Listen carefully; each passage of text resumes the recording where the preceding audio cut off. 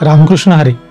पालखी सोहळ्याचा नित्यक्रम आपण पाहिलाच, पण या नित्यक्रमाशिवाय पालखी सोहळ्यामध्ये विशेष दिवशी काही विशेष कार्यक्रमांचं आयोजन केलं जातं. हे कार्यक्रम कोणते? तर संत ज्ञानेश्वर महाराजांच्या पालखी सोहळ्याला महादजी शिंदेंची जी मदत झाली, त्यांचं जे योगदान होतं ते लक्षात घेऊन महादजी शिंदेंची समाधी असलेल्या वाणवडीजवळ म्हणजे शिंदे छत्रीजवळ पालखी सोहळा आला.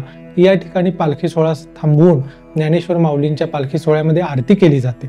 अशाच प्रकारे आरती संत तुकाराम महाराजांची पालखी देहूवरून निघाल्यावरती पहिल्याच विसाव्याच्या ठिकाणी म्हणजे अणगडशहा दर्ग्याजवळ केली जाते. पुण्यामध्ये फर्ग्युसन रोडला संत ज्ञानेश्वर पादुका चौक आणि संत तुकाराम महाराज पादुका चौक आहे. या दोन्ही ठिकाणी ते पालखी सोहळे आल्यावर त्या पालखी सोहळ्यामध्ये आरती केली जाते. वारकरी संप्रदायामध्ये भीमा चंद्रभागेचं महत्त्व विशेष आहे हे तर आपल्याला माहीत आहेच, पण याशिवाय संत नामदेवरायांच्या एका अभंगामध्ये नीरा नदीचं सुद्धा महत्त्व सांगितलेलं आहे. नीरा भिवरा पडता दृष्टी असं त्यांनी म्हटलेलं आहे.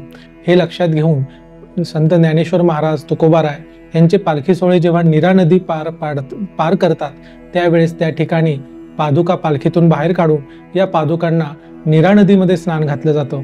यालाच नीरा स्नान असं म्हणतात. पालखीच्या परतीच्या प्रवासात सुद्धा नीरा नदीपाशी आल्यावरती हे नीरा स्नान घालण्यात येतं. म्हणजे जाताना आणि येताना अशा प्रकारे 2 वेळेस नीरा स्नान पादुकांना घालण्यात येतं. याच्या व्यतिरिक्त संत तुकाराम महाराजांचा पालखी सोहळा जेव्हा काटेवाडी गावामध्ये जातो तेव्हा या ठिकाणी तुकाराम महाराजांच्या पालखीला तेथील ग्रामस्थ धोत्राच्या पायघड्या घालतात. ही एक वेगळी पद्धत त्या ठिकाणी आहे.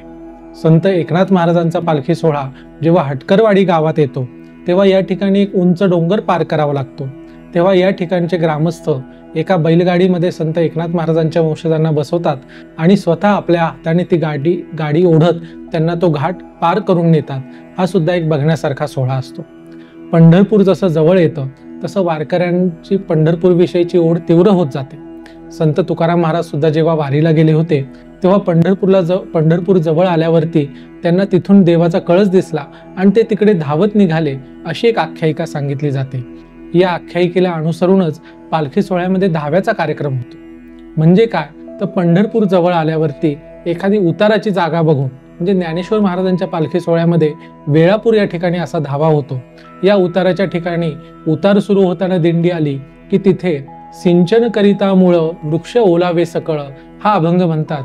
ह्या अभंगाचं शेवटचं चरण तुका म्हणे धावा आहे पंढरी विसावा हे चरण म्हणून वारकरी धावायला सुरुवात करतात. सर्व दिंड्या हा टप्पा धावून पूर्ण करतात. याला धावा असं म्हटलं जातं. याशिवाय त्या पालखी सोहळ्यामध्ये ठराविक मुक्कामाच्या ठिकाणी भारुडाचे कार्यक्रम होतात. भारुड म्हणजे संत एकनाथ महाराजांनी विशेष करून ह्या भारुडांची रचना केलेली आहे. ह्या भारुडामध्ये एक रूपक घेऊन त्या रूपकाच्या माध्यमातून आध्यात्मिक आशय सांगितला जातो आणि ही रूपकं समाजातल्या वेगवेगळ्या समाज घटकांवरतीच नाथ महाराजांनी ही रूपके केलेली आहेत.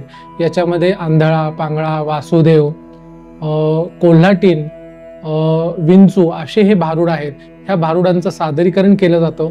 हे भारुड म्हणताना अभिनय केला जातो आणि प्रसंगी तशा प्रकारचा पोशाख सुद्धा केला जातो. हा भारुडांचा कार्यक्रम आध्यात्मिक जसा असतो तसा तो लोकरंजक सुद्धा असतो. अशा प्रकारे या पालखी सोहळ्यामध्ये काही वेगळे रिवाज होतात.